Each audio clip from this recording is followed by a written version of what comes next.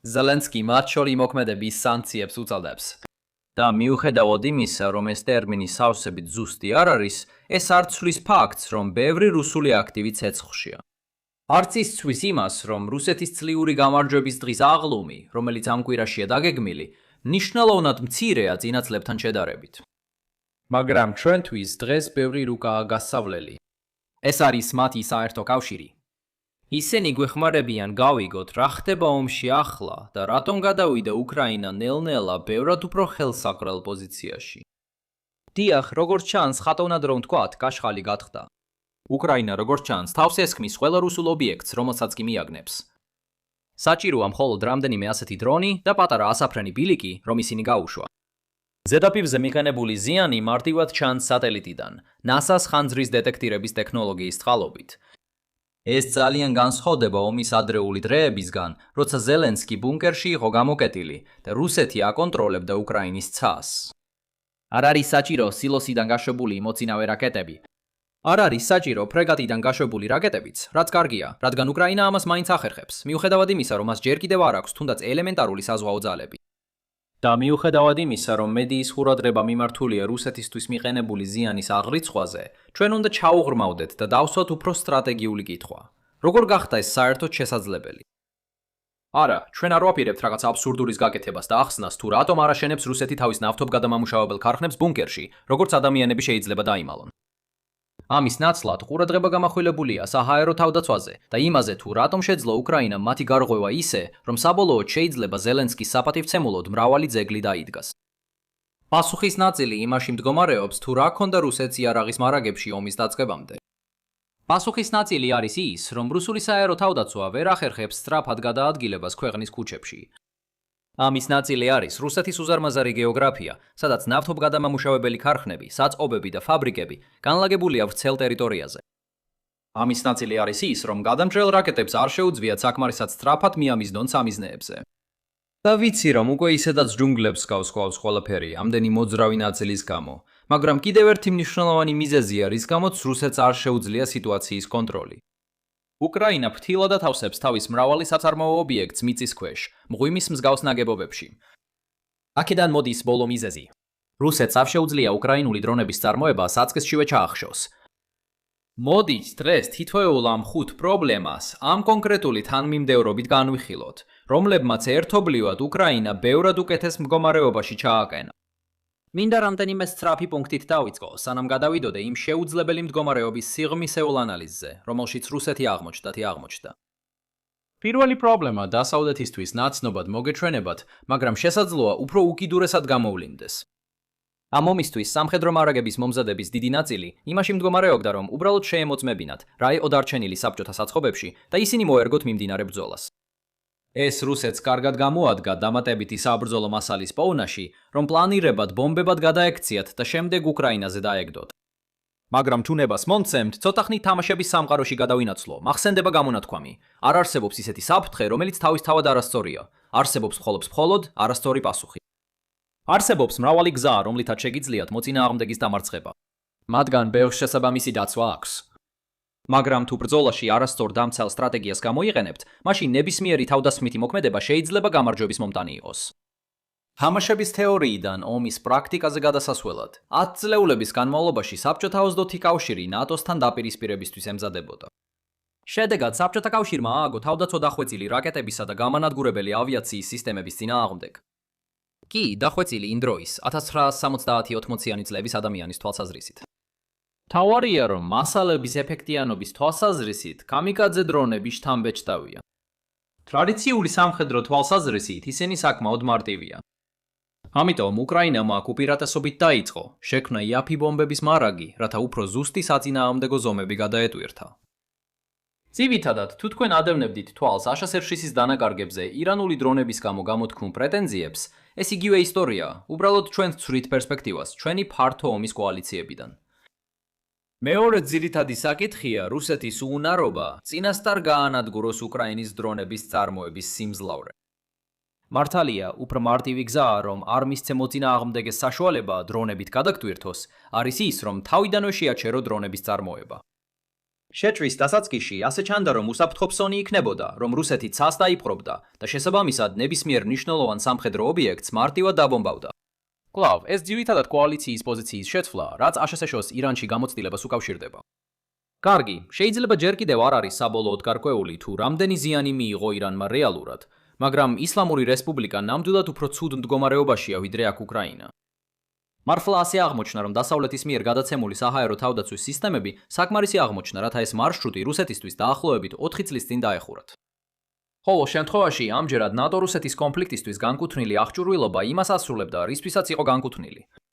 ეხლა რუსეთმა უფრო შორეული სტრატეგია აირჩია, რომელიც მოიცავს ბალისტიკურ რაკეტებს, ზემოთხსენებულ პლანირებად ბომბებს და საკუთარ კამიკაძე დრონებს. მიზეზის ნაწილი, რატომაც ამან ჯერ კიდევ ვერ შეაჩერა უკრაინული წარმოება, ის არის, რომ უკრაინელებს ძალიან კარგი თავდაცვის ქსელი აქვთ. ჩვენ უკვე განვიხილეთ, როგორ მუშაობს ეს, ამიტომ დღეს ამ დეტალებს აღარ გავიმეორებ.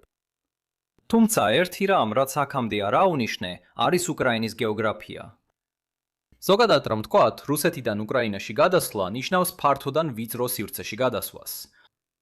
ეს უკრაინას უადვილებს თავდაცვის კონცენტრაციას და რუსული საბრძოლო მასალისგან ქვეყნის სრულად განადგურების შეჩერებას. თუ ეს გეოგრაფიული საკითხი გაუგებარი იყო, არა უშავს, რადგან საჭიროა პრობლემა უფრო სიღრმისეულად განვიხილოთ საპირისპირო მიმართულებით. მართლა, მოდი ახლა განვიხილოთ პრობლემა, რომელიც რუსეთის გიგანტურ ტერიტორიას უკავშირდება. წარმოიდგინე, რომ შენს ქვეყანაში უამრავი ღირებული ობიექტია გაფანტული. და რომ დავაზუსტოთ, თუ შენ რუსეთი ხარ, ეს წარმოდგენა არ გჭირდება. ეს შენი რეალობაა. ტრადიციულად ეს ხელსაყრელი იყო, რადგან ეს ნიშნავს, რომ მოწინააღმდეგეს სიღრმეში შენ საზღვრებში უნდა შეაღწიოს. მაგალითად, არსებობს მიზეზი, თუ რატომ ააშენა საბჭოთა კავშირმა თავისი ბირთვული იარაღის ინფრასტრუქტურა ცენტრალური აზიის შუაგულში. მაგრამ ამ ჩაშენებული დაცვის დიდი ნაწილი დაიკარგა შორ მანძილზე მოქმედი ერთფრთოვი თავდასხმის დრონების გავრცელებასთან ერთად. ეხლა პირველი დონის გადაწყვეტა იქნებოდა უბრალოდ თითოეული ამ კონკრეტული ობიექტის გარშემო ბევრი საჰაერო თავდაცვის სისტემის განთავსება. მაგრამ მალე ხვდები, რომ პირველ რიგში ეს უზარმაზარ რესურსებს მოითხოვს. მეორე. ნებისმიერ ღამეს, როცა უკრაინა მხოლოდ ერთ ამ ადგილს დაუმიზნებს, დანარჩენი თავდაცვა ფაქტობრივად უმნიშვნელო ხდება. და მესამე. არსებობს მთელი რიგი ნაკლებად პრიორიტეტული სამიზნეები, რომელთა დაზიანებაც უკრაინას შეიძლება მოუნდეს და ისინი ფაქტობრივად დაუცველია. ამიტომ მეორე დონის გადაწყვეტაა, რომ საჰაერო თავდაცვის ყველა სისტემა საზღვართან უფრო ახლოს მიიტანო. თუ შენ არ მისცემ საშუალებას არც ერთ დროუნს, რომ ადგილობრივ ტერიტორიაზე შეიჯრას, მაშინ ასევე არ მისცემ საშუალებას, რომ ისინი ამ ძვირფას სამიზნეებს დაარტყან. თუმცა აღმოჩნდა, რომ რუსეთი უფრო პირველ დონის თამაშს თამაშობს, ვიდრე მეორე დონისას. და მიუხედავად იმისა, რომ ძალიან მასტურია ვთქვათ, თითქოს კიდევ ერთ სულელურ შეცდომას ვხედავთ მოსკოვისგან. და ამით დავამთავროთ, რეალური მიზეზები ბევრად უფრო საინტერესოა და გვიჩვენებს უკრაინის ერთ მნიშვნელოვან სტრუქტურულ უპირატესობას. მოდი ცოტა ხნით ამ რუკას შევხედოთ ყველა ერთად. დაუშვათ, რომ რუსეთს უბრალოდ თავისი საზღვრის დაცვა სურს. მაშინ პირველი ინსტინქტური რეაქცია იქნებოდა დამცავი ხაზის გავლება, რომელიც ასე გამოიყურება. მაგრამ რუსეთმა 2014 წლიდან ბევრი ტერიტორია დაიკავა, ასე რომ რეალურად ეს გჭირდებათ. მაგრამ ასევე უკრაინას შეუძლია დრონები წყლის თავზე გააფრინოს, ასე რომ სინამდვილეში ეს გჭირდებათ. მაგრამ თუ უკრაინას მოუნდება, შეიძლება გაბედოს და ბელარუსის გავლით იფრინოს. ასე რომ ეს ნამდვილად გჭირდებათ. მაგრამ რაღაცნაირად კიდევ უფრო უარესდება. ჰაიმარსი იყო უკრაინის ყველაზე მნიშვნელოვანი მოთამაშე ომის პირველ 2 წელიწადში. და მიუხედავად იმისა, რომ დრონებმა მას შემდეგ გადაფარეს, მისი მნიშვნელობა საუკეთესო მოძრავი საარტილერიო დანადგარი კვლავად ზიანს აყენებს. ყველაზე გავრცელებული ტიპის საბრძოლო მასალა, რომელიც უკრაინას აქვს მისთვის, არის გიმლერსის რაკეტა, რომლის სიშორეც 70 კილომეტრია. საჰაერო თავდაცვის სისტემები გიმლერსისთვის პრიორიტეტული სამიზნეა, რადგან თუ ამ თავდაცვას გაანეიტრალებ, შენი იაფი დრონები თავისუფლად იმოქმედებენ.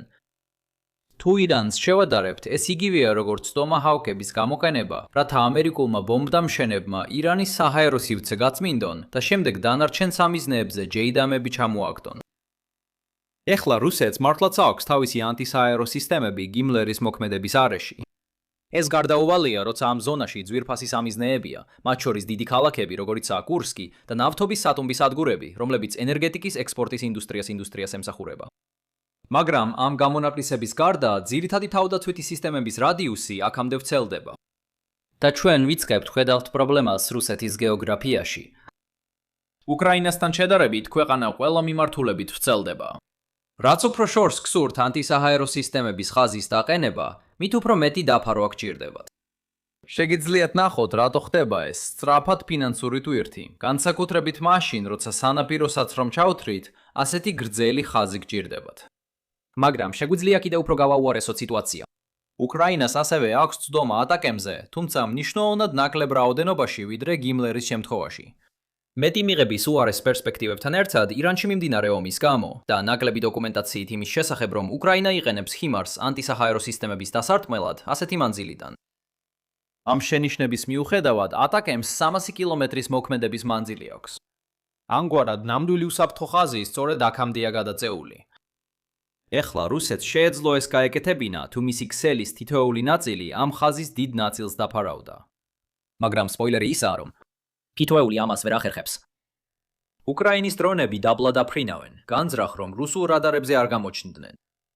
ამას თუ დავუმატებთ იმას, რომ დრონებს, როგორც წესი, მცირე რადარული კვეთა აქვთ, გამოდის, რომ რადარები დაახლოებით ყოველ 30 კილომეტრში უნდა იყოს განთავსებული, რაც არარეალურია. და ამასაც თუ დავუმატებთ, თითქოს ყველგან ხელსაყრელი რელიეფი იყოს.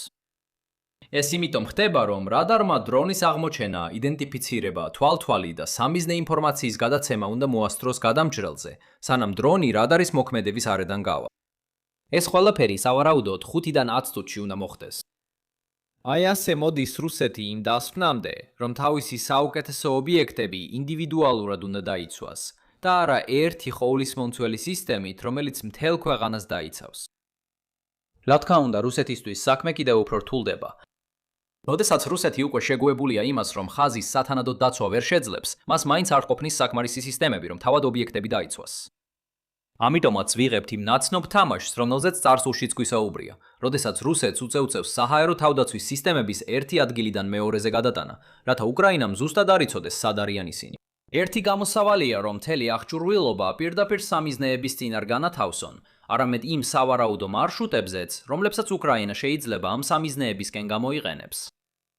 მთავარი პრობლემა ისაა, რომ შეერთებული შტატები, რამდენადაც ჩვენ ვიცით, კვლავ ეხმარება უკრაინას ანტისაჰაერო სისტემების მდებარეობის შესახებ დაზვერვითი ინფორმაციის გაზიარებით.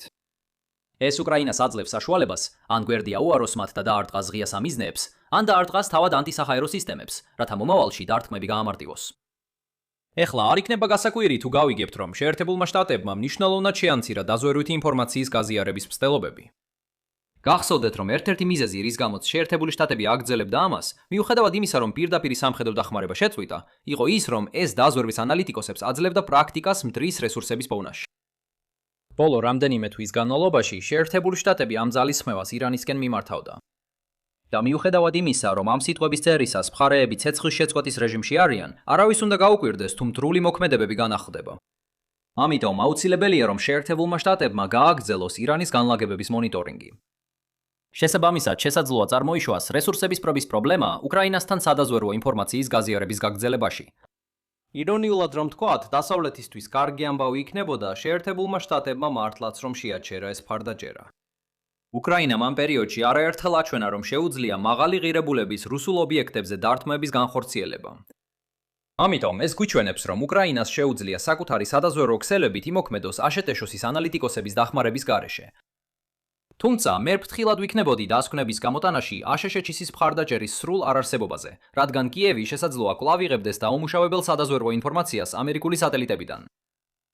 მაშ, რა არის ჩვენი მთავარი დასკვნები დროანდელი დრისთვის? უკრაინას კარგი ალღო აქვს ღირებული რუსული ობიექტების დასამიზნებლად. გეოგრაფია და ლოგისტიკა რუსეთს ამ პრობლემის მარტივ გადაწყვეტას არ აძლევს. და ასე თუ ისე, უკრაინამ კამპანია ირანის ომის განმავლობაში შეინარჩუნა.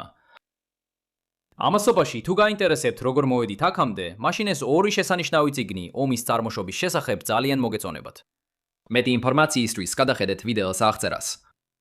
თუ დღევანდელი ვიდეო მოგეწონათ, გთხოვთ მოიწონეთ, გააზიარეთ და გამოიწერეთ არხი და შემდეგ ჯერზე ისევ გნახავთ. იყავით კარგად. და უბრალოდ აღსანიშნავად, ჩემი საყვარელი უძველესი ცივილიზაციებია, აცტეკური და ეგვიპტური. არანაირი განსაკუთრებული მიზეზი არ მქონია ამის თქმის, მაგრამ ყოველთვის სასიამოვნოა ვიდეოს შემდეგი კონტენტი.